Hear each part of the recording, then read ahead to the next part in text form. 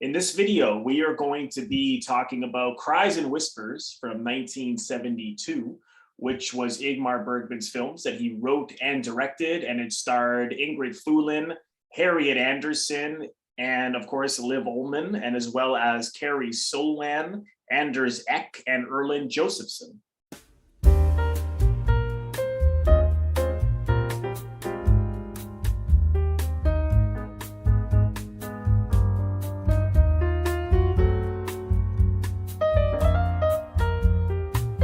And my guest today is Ron Geatz, who used to work for the AFI, and he's worked in film for the last 45 years. And he also met Bergman and Liv Ullmann and got to work with them. So I'm excited to jump into that and hear all about it. So Ron, welcome. Thank you for joining me today.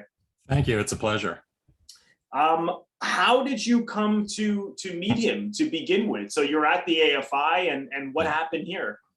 Well, my job was directing public programs, and AFI doesn't do this anymore, but at the time they did seminars, workshops, film series in cities around the country, and it was my job to coordinate and direct that.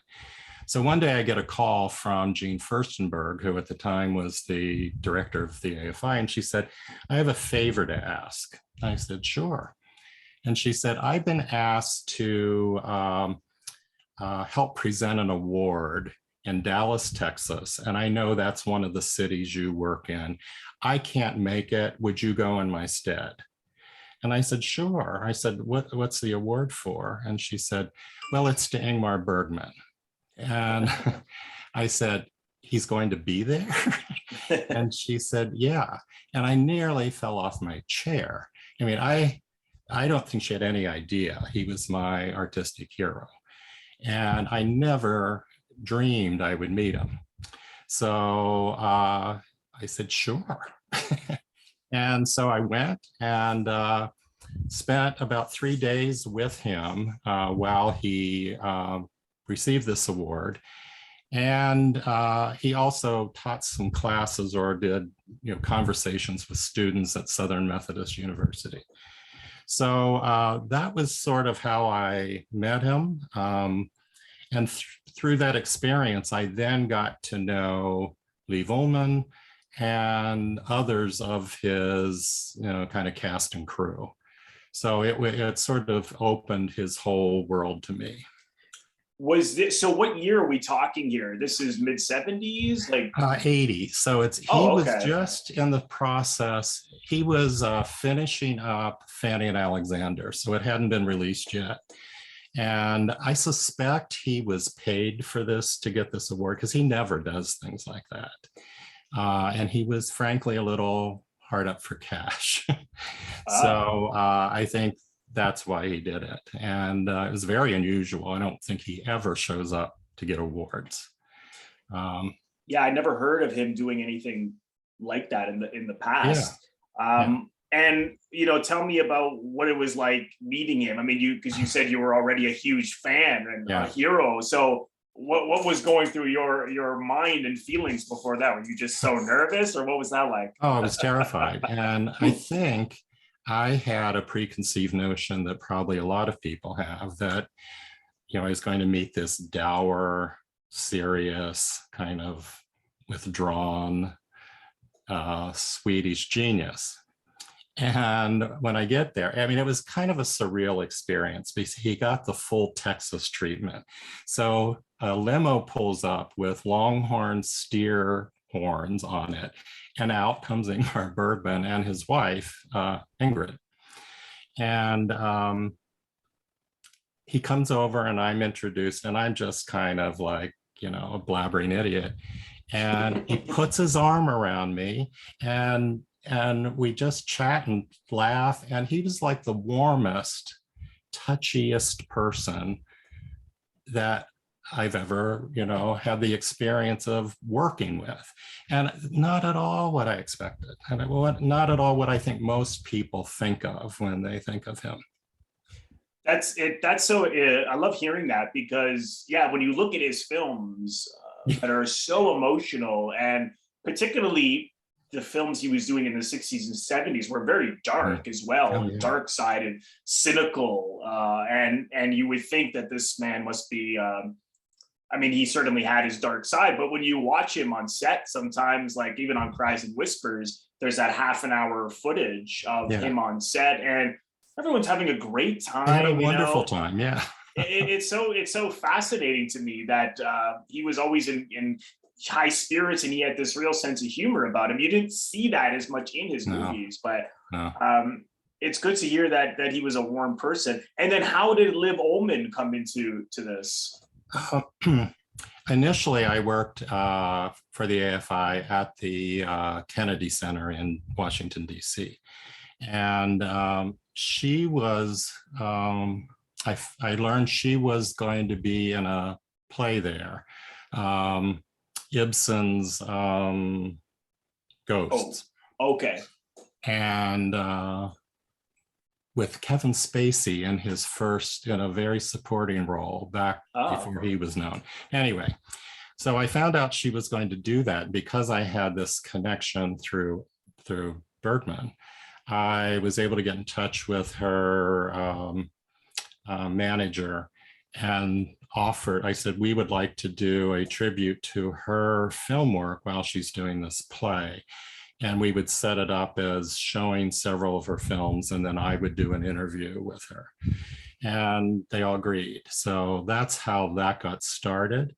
And then after AFI shut that operation down and moved everything to California, she was doing something in Hollywood and was invited to do an interview with students at the Center for Advanced Film Studies, which is the AFI campus there. And by that time I had moved out there. So because I knew her and had done this before, they asked me to do the interview again. And what was, again, I mean, I imagine she was someone you also admired, her being in so many Bergman films. Yeah. Was that also a nerve-wracking experience? Yeah, a bit. And she's a very, very dear woman. But there were things I learned about her that I didn't expect. She has a very simple view of Ingmar Bergman's films, including the ones she was in. In her mind, they're just stories. So what I love about Bergman is how, he uses these stories to delve into very deep and complicated issues. And for her, that's like, I was surprised by that. Yeah, I am too, yeah. And, I started off in the first interview with her asking her about Persona, which was her first film with him. And I said, how did you prepare for that? Were you, given how many issues are dealt with in that? And she kind of looked puzzled. She goes, it was just Ingmar's strange story about these two women who exchange personality. She goes, I didn't really get it, but I just did what I was told. And then I don't know what I expected. I think I kind of naively thought that she would be, part of that, creation. And for her, it's like, no, I did what I was told. And it was just a story I didn't quite get. That's interesting. Did she also say that about like the other films? Like, because, Scenes from a Marriage, obviously, she has so much dialogue, whereas Persona, she didn't say anything. Did she expand on the working relationship, or was she very vague? Well, it's funny. I've learned, I've also talked with Harriet Anderson too. I met her at the Berlin Film Festival. This was after Bergman died, and they did the first retrospective of his work after his death. So there were a lot of Bergman folks there. And they all sort of are the same in that they weren't involved in sort of anything except the story. Right. And doing what they were told. I mean, both of them would say things like, they would kind of poo-poo this idea of like Daniel Day-Lewis, who gets in character and stays in character, and for the whole, they goes, no, you don't, that's not, I show up, I do Right. what I'm told, and we trust Ingmar to tell us how to do that. Mm-hmm. Mm-hmm. So I think it really changed my perspective of what that kind of collaboration was. And I don't mean to denigrate them in any way, but I think he was able to pull things out of them, unlike any other directors. I mean, when you look at Liv Ullmann's career, except for Jan Troll, she really hasn't had successful films. That's I mean, true. it's Bergman and Jan Troll are the ones who were able to pull that out of her. Mm-hmm. And it's kind of true of his other actresses too. Yeah. And Yeah, it's a good point, because I often other like Ingrid Thulin, of course, she was in The Damned, Visconti's The Damned, and other films, but it almost seems as if their career is so stamped amongst Bergman films that I can't even really think of anything else. I know that they are in things, but nothing where the performance shone like they did in these films. Yeah, and it's interesting how he directed them. There are some glimpses, there are some documentaries that show him directing. Yes. But in some cases, I was surprised to see he would show them exactly what he wanted. I noticed that. And, I think most American actors might balk at that. Yeah, oh, for sure, yeah. And then I know, speaking of Cries and Whispers, Harriet Anderson says that he even showed her and made the sounds that she should make when she's dying. But then there were times, and there's another famous scene with Liv Ullmann, I think it's from The Passion of Anna, where he told her, he said, when you do this scene, I want you to focus on your lips. I want you to put all of your focus there. And she said, I didn't get why, but I did what I was told. And when you see that scene, you can see this, her skin changes. I mean, and she said it was because I did what I was told. Right. And didn't get it, didn't know why, but that I'm just kind of amazed by that. And I think especially with these actresses that he had personal relationships with, he knew them so well. He knew what to say to get things out of them. That's right. Because having that intimate relationship with them as well. I imagine he knew them I don't want to say inside and out, but I'm sure he knew them a lot better than other directors would have known them. And it's a lot of them. I mean, it's Harriet Anderson, B.B. Anderson, Liv Ullmann. I don't think Ingrid Thulin was ever. I don't think so. But he tended to have affairs with his actresses. It's interesting that, when you watch the performances, they're so organic, they're so spontaneous, they're so deep and raw, and it's hard to believe that he was so specific with telling them exactly what to do. And you're right, I got that impression watching some of those documentaries, like he was moving their hands where to go. Even in Cries and Whispers, he was everything from how to put the sheets over Harriet Anderson's bodies. And I thought, I was like, he can't have been telling them that specifically what to do, because how could these performances be that great? But they are. So I don't know, it's a mystery. And I think they would say that too. Right. That I asked Liv Ullmann about that. I've seen other interviews with different actresses of his being asked, what is that? And they can't really answer it. And what they come back to is, we just trust him so much that we do what he tells us.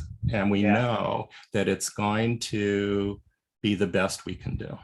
Did you get to talk more about his work at all, or was it just a little bit? We would have, periodic conversations during those 3 days. And one thing I asked, and I sort of knew the answer, but I wanted to see if it had changed. And I said, you know, of your work, are there films that you're most happy with, you know, that you feel like it's the best I could have done?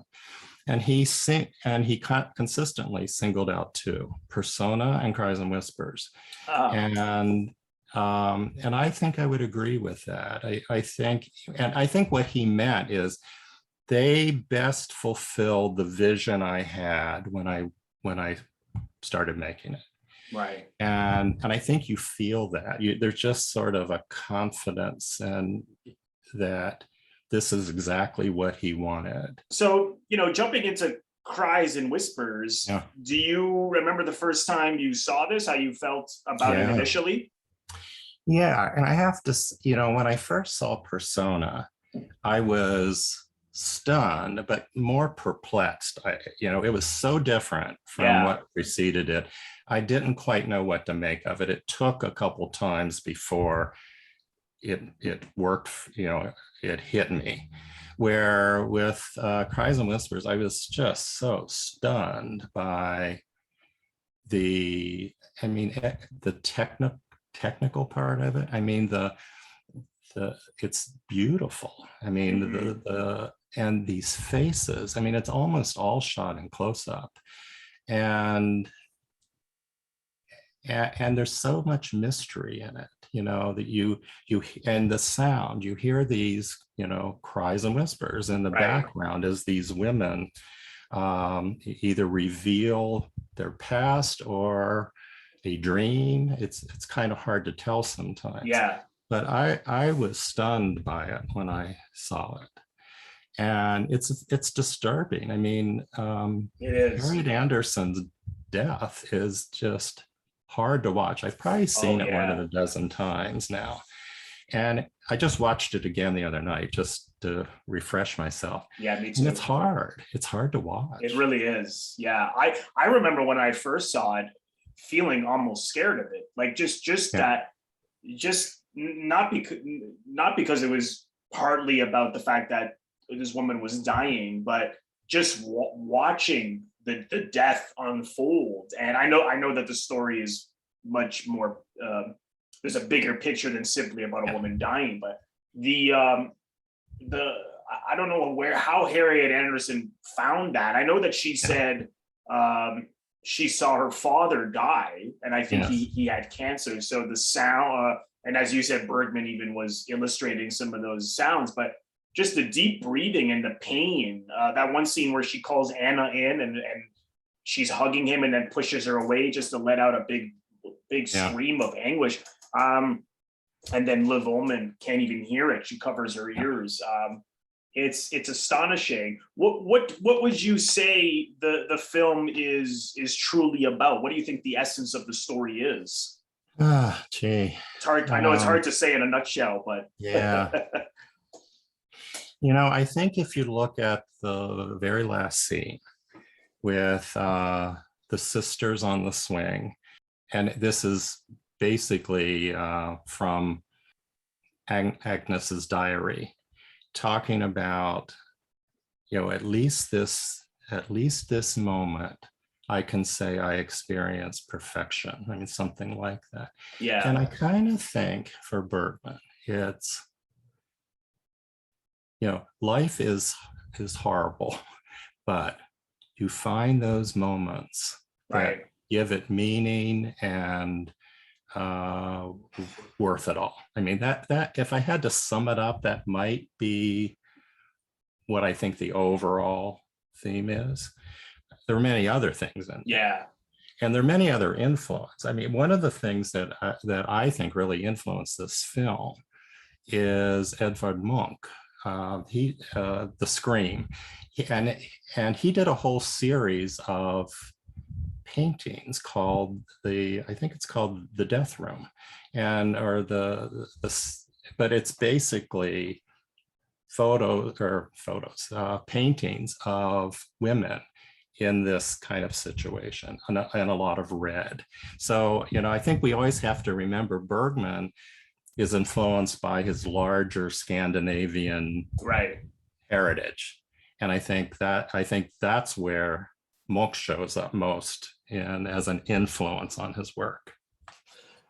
Yeah, no, definitely, because I mean that it's such a stylized film in a lot of ways. But I mean that use of red is just, it's just everywhere. The carpets, the walls. I know people have had different interpretations as to what that may mean. I mean, I think it's really, I think blood plays an aspect of this. Of course, the scene with Ingrid Thulin, which is so hard to watch. Where she, I don't even want to repeat it. People, I'm sure, know what I'm talking about. It's so disturbing, and of course, the suicide attempt by Liv Ullmann's husband. So they all, they're all haunted by the past, but their past has blood on their hands, so to speak, and having almost like in hell the sense of distance between them, the sense of having a mother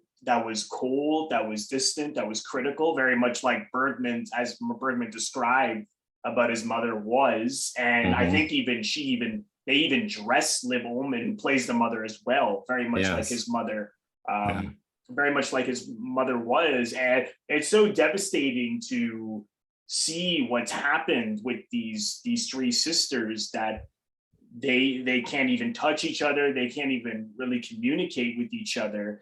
And you're right in the sense that this mystery, because he doesn't give you necessarily the psychology as to why that is, which I like that ambiguity. And I imagine it really has something to do with, the mother was closer to one or two of them as opposed to one of the other daughters. Perhaps that created a rift, a competition. And I think it had a lot to do with the men they were with. I mean, you see Ingrid Thulin is with this man who's so unemotional, hates emotion, doesn't talk, is cold as ice. Maybe she was attracted to that initially because it was familiar ground for her. And I think, when she cuts her vagina, I really saw that as, you're not going to touch me again. I know that people have had different metaphors about that. I can't always get my head around what I've read. I see that really as something much more psychological, much more of a rooted in not wanting to be touched, because the touching plays such a part in this. I mean, what do you think that lack of affection, the touching, really represented in your eyes? Well, it's been suggested that that those women are really intentionally representing different sides of Bergman's mother. Right. And he certainly has mother issues. Oh, definitely. He did a film, not for himself. It wasn't released in it, but called Karin's Face. And it's just a study of his mother's face and photographs. I didn't know that. Yeah, I think I found it somewhere. So I have seen it. But anyway, I think that's Bergman's own background. And it's interesting that I found him to be so touchy when I met him. Right. But I think as a child, both his parents were kind of staunch. There's a scene in, I think it's presented in Cries and Whispers as Agnes's memory, and she's talking about, I used to watch my mother from afar, right, and I admired her, but and there was one moment where we were close, and it's when I touched her face. Oh yes, yeah. And I think that's Bergman talking about his own mother. Yeah. So Liv Ullmann, in fact, has said, there was recently an article it was an interview with her and Jessica Chastain on the occasion of this kind of redo of Scenes from Marriage. But she said, with Bergman, one of the questions was, why was he so good at working with women? And she said, well, they're all him.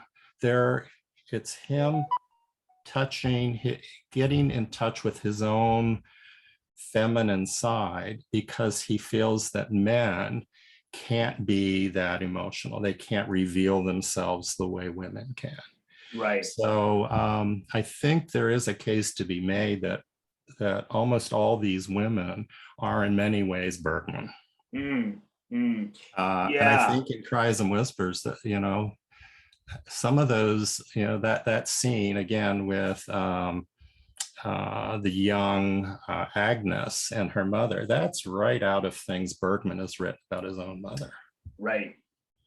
Yeah, because he had such cold and distant and really abusive parents. I mean, you saw in Hour of the Wolf when Max von Sydow, as he's talking about his father locking him in a closet, and that's very much what happened to him. So and that's exactly, and that same story shows up later in Face to Face, by the way.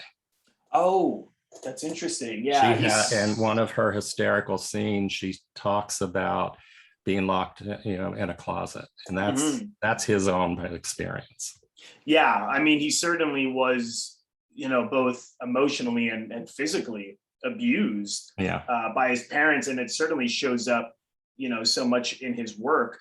This film, another thing I find fascinating about it is actually the lack of dialogue. I mean, there is a lot of dialogue, but his films are always so dialogue heavy.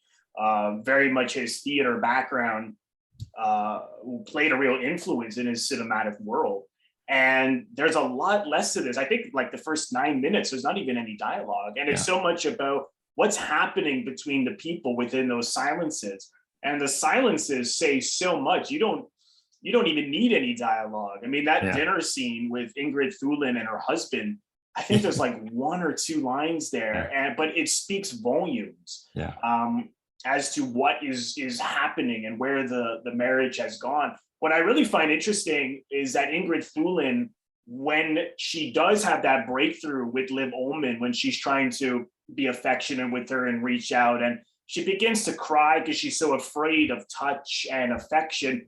But she mentions this guilt, and I wonder, having this Catholic upbringing, of course, that plays a role in this as well. I think the guilt for me really lied in the fact that the marriage had failed, or they're not divorced, but that in her mind it failed in so many ways. And to a Catholic person or religious person, and this is 19th century, it's vague about what the exact date is, but something like the 19th century would have been so scarring for anyone. I mean, is that something that popped out to you at all? Yeah, I think that, and the fact that women were so clearly defined. I mean, and at a very restrictive role. Right. And if you didn't fit that in any way, I'm sure there was guilt. Yes. Yeah, which that's another thing that has been talked about a lot in this film, about how they're all oppressed in one way, shape, or form. And what was interesting, was a little different with Liv Ullmann, was that she was more in touch with her sexuality, like with the affair with Erland Josephson. And I was curious what you thought of that scene when she's trying to seduce him, and he brings her to the mirror and starts to point out, some of the lines underneath her eyes. And I couldn't figure out what he was trying to explain to her. She says, "Well, I think you're talking about yourself." What did you think that scene was about? Well, I think it's a brilliant scene. I mean, just technically, if nothing else, where he essentially reads her face. And I think it's, I think ultimately her conclusion is right. We're the same. That's why we're shallow. We're selfish. All those things. And I think that's kind of what brought them together, and perhaps why he then thought, you need to see this. You need to know who you are. And I think maybe from his perspective, he goes, I'm trying not to be that now anymore. I don't know. It's hard to say, but I just think it's a brilliant kind of Yeah. scene. Also an implied past, that Yes. they Yeah. had a past, and we don't know necessarily what that fully was. Right. And was it, what did she then tire of him and brush him aside, and now she's bored and Yeah. has an opportunity, and I don't know. Yeah. Yeah. A lot of possibilities there. There really is, and that's what I like. Every time I watch this, I think I've only seen it 3 or 4 times, but every time I see it, I see so much more, or I reflect on so many things that he doesn't tell you, which I really appreciate. Also, relationship between Harriet Anderson and Anna, who she's like the housemaid or nurse of the house, and this is really fascinating because on the one hand, it's suggested that they may be lovers. They may have been lovers. I mean, every time she needs help, she calls only Anna, and Anna's touch and her affection calms her. And, you see, she even takes her clothes off. And I thought it could be part sexual, but possibly part of the fact that Anna had lost a child. So it almost mothering her to an extent. What did you think of that relationship? A little of both. It's interesting. If you look at kind of the body of his work, there are often these sort of homoerotic moments between women. Right. It's in Persona, it's in Cries and Whispers, it's in The Silence, it's and it's interesting. There's a scholar who's really focused on that, and he was telling me he interviewed Ullmann, was asking her about that, and she absolutely denies that there's any kind of sexual thing there among these women. And it's like, I think it's kind of hard to deny. How can you deny that? She takes her clothes off when she goes. It's like, come on. Why did you think that Liberman was, they have this breakthrough of affection at one point with her and Ingrid Thulin? It's quite a beautiful scene. And in the end, she seems to reject that. She seems to be cold and distant and almost act like nothing had happened. And I was curious why you thought he would have ended it that way. Well, I think her character is selfish and frivolous, and she acknowledges that. And I think she tires of things. I think, and maybe it goes back to the whole scene with the doctor too. Maybe she previously tired of him, and now she's bored. And I get the feeling that's sort of how she lives her life. That I can see well, that was yesterday. I've moved on. I have other priorities. I don't want to be called to account for what I've said in the past. I think she says that, in fact. So I think it's part of that character that's, and again, all these women in some ways are sort of stereotypes, or, maybe they're archetypes. I don't know. But again, I think from Bergman's perspective, they're all part of his mother. She could be frivolous and selfish. She could be cold and distant. She could, so it's hard sometimes to think of them as fully developed characters or women. They're kind of parts of women. Yeah, I could certainly see that. I also thought perhaps maybe Bergman didn't trust that it's that simple to suddenly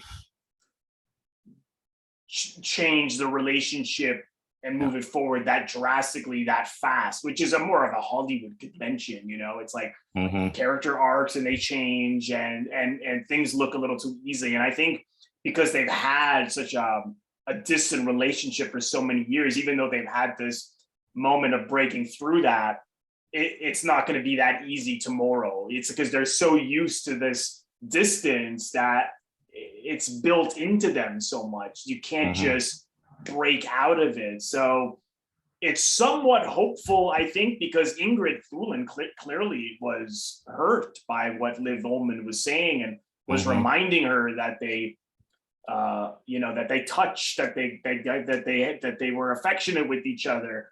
And I don't know. I mean, you hope that Liv Ullmann's character will grow, but it's a mix of cynicism and optimism. But I think he was just being realistic about it. I don't know what you think. No, I would agree with that. The other thing about that scene where the breakthrough scene, where suddenly the dialogue disappears and it's just music and these hands touching faces. Yes, yeah. It's such a sensual experience. Yeah. And also with that cello music. Bergman's also talked about that music was essential to his creation of Cries and Whispers. And I'm not sure that's something you would necessarily automatically get, but he talks about that a lot with a number of his films, that they're really influenced by music. Right. And it's also interesting that Kabi Larate, one of his previous wives, is the musician who plays the piano in that, and also in Face to Face. And so he continues to have these relationships. His whole family and past lovers are in everything. I think even his current wife is in the flashbacks with the mother. She's in it, like it's a very small part. Yeah. And his oldest daughter's in it. It's really interesting that I can understand having like family and stuff, but it's like ex-lover and another ex-lover. Yes. And I'm like, isn't that awkward? Well, in later life, they would all get together and have like these big family reunions, and they'd all be there. And I always marveled at that. I thought, that's hard to imagine. It really is. And I imagine because they had a deep creative connection with him. And I think that clearly was what was pushing it forward. I think without that, I doubt they would have some kind of common ground, but I've always been fascinated by that. The other scene that is really interesting, and you're not too sure if this is a nightmare or a dream, or I know Harriet Anderson has talked about it and has a hard time making sense of it herself. And because they go into everyone's history and only touch on Anna's history with the fact that her daughter had died, and she's praying in that one scene. But suddenly, when it seems like it's her turn, he would kind of go do a close up, and the whole frame would be red, and you hear that little bell, and then it would go into like a flashback. In her case, it felt like a dream of hers, because they're at the Harriet Anderson, who's dead but is now talking. Yes, she's dead but she's alive, and she can't go until her sisters touch her or are affectionate with her, and they all reject her, of course, except Anna. And Liv Ullmann says something interesting, which is, well, my husband needs me. And when her husband needed her earlier in the film, when he tried to commit suicide, she walks away. Yeah. So they make these excuses, and I wondered what that really is about. I mean, I think again, for me, it's just that Bergman knows that the past haunts you, and that it's not so easy to make up, and people die with a lot of loose ends. I don't know what you thought. Well, and it's also, I think we have to keep in mind, this is Anna's dream or fantasy. It's hard to know. It's hard to say. So I think she's seeing it, as, those nasty sisters can't give her what I've been able to give her, which is, real love and comfort. And so that's kind of what I took from it, is it's her, again, whether it's a fantasy or a dream. In fact, I think there's when she's talking to the dead Agnes, she says something about, rest, it's just a dream. And I think Agnes says, well, maybe for you it's a dream, but it's not for me. Right. which is also something that shows up in a number of his films. Yes. Yeah. That, it may be your dream, but it's not mine. Right. So I kind of think in some ways it's Anna's projection of her feelings for both Anna, for both Agnes and the sisters. I can see that. Yeah. That makes the most sense to me. And the scene with the priest is also really interesting. And he seems at first to just be saying what, giving last rites. But then when you see him get emotional, and then as he says, they were very close. I wondered why he thought I love the scene. I wonder why he felt the need to have that scene, other than to show that Harriet was a woman of strong faith. Again, the question is why. So I was curious what you thought that was about. I mean, the priest also. Sorry, go ahead. I think it's a wonderful scene, and I think it echoes Bergman's own religious feelings, and it also echoes almost an identical situation in Winter Light with this doubting priest. And it's so amazing. The priest goes, "If it be so," and it's sort of all these ifs. If this, if that, then pray for us who are left. I think I got this right. Who are left here on this cruel earth under a cold and empty sky. I think that kind of sums up Bergman's religious views. And I think this was one more chance to kind of put that out there, because he kind of put that aside. He hadn't been, he sort of dealt with that. And I thought, here's another chance to say, here's the view I still hold of religion. Which may have changed at the end of his life. I've read that as well. I mean, the cinematography in this is just gorgeous. And one thing I noticed is that when Harriet Anderson dies, there's sun on her face, and then when she dies, it goes away.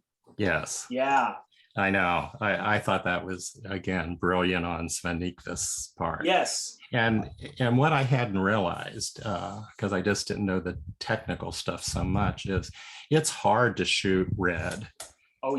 It's really hard. And he spent a lot of time, testing different things to be able to get the red that deep, but also be able to have complexions that didn't look red. So it was a real technical achievement too. The other thing too is that, and I find this remarkable both from the cinematographer's point of view, but from the actor's point of view, to act in that kind of space where you're having to be in this frame. And you need to know where your mark is, and you're moving in that frame. That's a big technical challenge, to be able to act at the same time that you're making your marks. It's hard. No, it really is. I wondered if he, I think he was very particular even about his blocking. I wonder if he gave them any freedom in that regard. I don't think so. I doubt it. I doubt it. And what I've wondered is, how much did they rehearse? Because I would think to get it that right, you'd have to rehearse a lot. I think they did. I think his stage influence always played such a big role in his films. Was there anything else about Cries and Whispers you wanted to mention? One thing, this was his most successful film commercially and critically in a long time. And he had two pretty major failures just before that, The Touch and The Right. And so he needed a success. What astounded me when I was reading through, production stuff, the production budget for this was $500,000. I mean, that's nothing. Wow. That's I think they all worked for free, right? They got a cut. And they did. I think all the actors in Nykvist contributed their salaries until they saw, the success, and it was successful. And he was, it's funny that of all people to distribute it in the States was Rogerpoorman, whose movies are nothing I know. like Bergman's. And there's a little featurette on the Criterion channel with him. I'm not sure if you saw it, but they put this in drive-ins. Yes. To think that you went to a drive-in in the fall. And apparently it didn't do major business at the drive-in, but it did average. And that was apparently good enough and made Bergman happy. I find that I find it interesting that Corman loved a lot of these art films in European cinema, but rarely made anything that would hold a candle to it. The flip side of that too is that Bergman likes schlock too. That's true. In fact, one of the reasons that he wanted to go to Dallas, he wanted to go see South Fork, where Dallas was shot. Oh, wow. Oh, my God. Oh, the show. Oh, wow. That's so interesting to me. Yeah. He certainly referenced some commercial films that he loved, like the James Bond films in the late 60s. Yes. I know he was saying that he loved those. And not long before he passed away, like Ocean's 12 with the Ocean's 11 sequel with Brad Pitt, which to me was such a bad movie. But yeah, you're right. It's it is really fascinating that people's tastes can be so different than what they make. I mean, I know he liked a lot of the great art film directors of the day as well, right? Antonioni and directors like that. But yeah, no, it is interesting to see that he appreciated all kinds of movies, you know.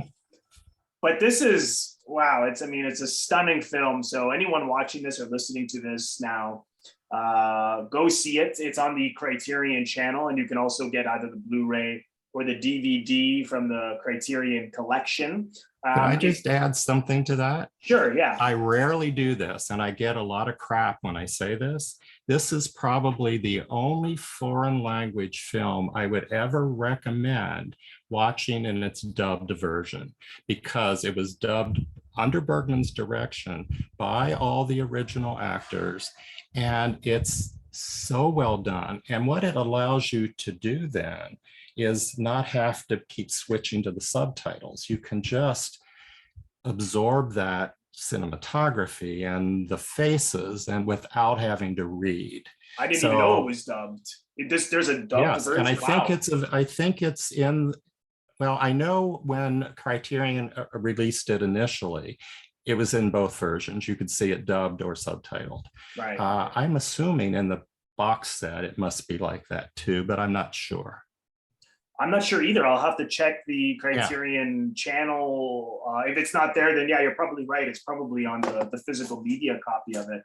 I had no idea. Yeah, because they all spoke good English too. Yeah. Right? So I can see that. And he dubbed it in such a way that the lips match almost exactly. So that's interesting. Again, I never recommend watching dubbed films except this one. That's interesting. Yeah, no, I would certainly see it, particularly because it was from the actual actors, which is so. I know Sophia Loren also dubbed all her Italian films, so that's. But it's very rare. You know, it's very rare.